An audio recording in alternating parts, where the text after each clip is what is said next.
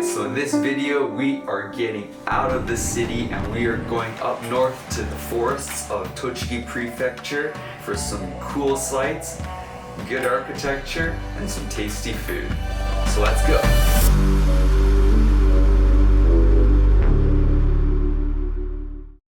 Tochigi Prefecture is located just north of Tokyo Prefecture, so you can visit these sites on a day trip while you're staying in Tokyo. However, I would recommend staying within the prefecture to make the best use of your time. So today we're checking out 5 architecture spots. 1. Menkoubou Library. 2. The Stone Museum. 3. Nasushiobara History Museum. 4. Art Biotop. And finally, the Nakagawa-machi Bato Hiroshige Museum of Art. From Tokyo, we're gonna hop on the Shinkansen and go all the way up to Nasushiobara Station. Our first stop is right beside the station, Menkoubou Library.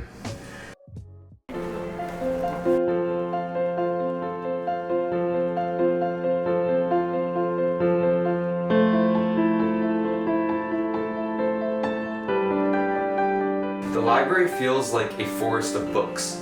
The roof planes folding like varying heights of trees in the forest. The bookshelves are porous and they filter light and space like foliage that creates space within the forest. The library is a great place for families with children, students looking for a quiet place to focus, and for travelers soaking in the culture and community knowledge. Now it's time for lunch, and the neighborhood has a lot of cafes and bakeries. But instead of wheat, this time we're getting buckwheat at the local soba noodle shop.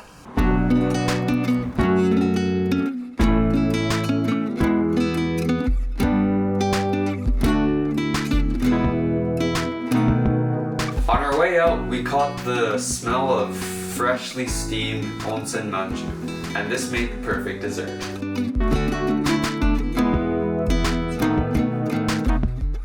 Our next stop is the Stone Museum.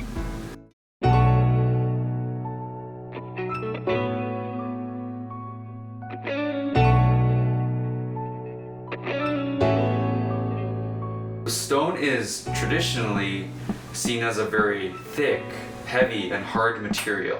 This project challenges that by making stone seem thin, light, and even porous where light can filter through.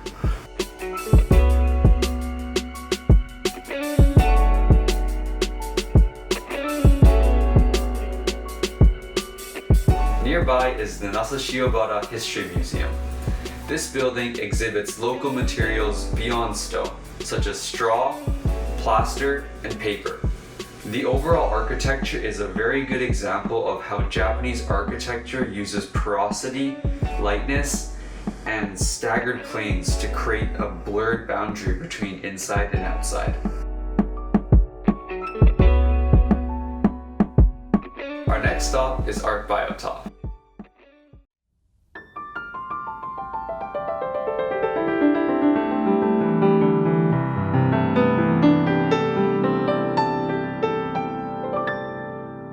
The design saves and relocates a grove of trees that would have been chopped down on the adjacent property.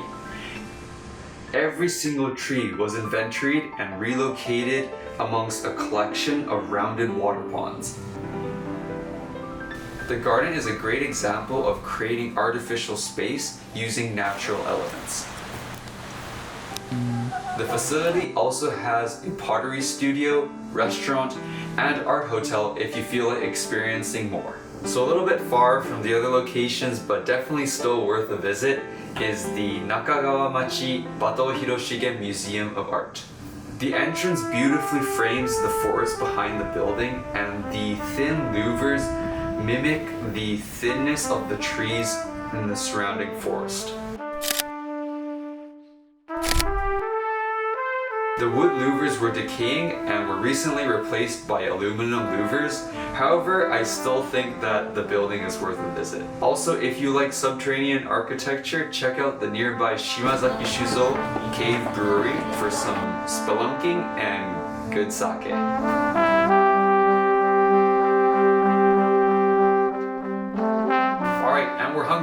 So for food, we're gonna get buckwheat noodles again, but this time we found a restaurant that basically only has buckwheat.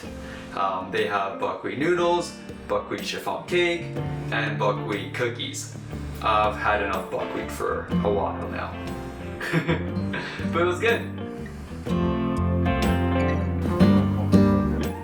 Alright, there you have it. That is just a handful of some of the places that I have for you guys for Nasushiobara and the Tochigi Prefecture area.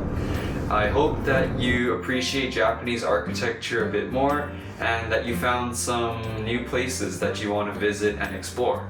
So until next time, see you. Cheers.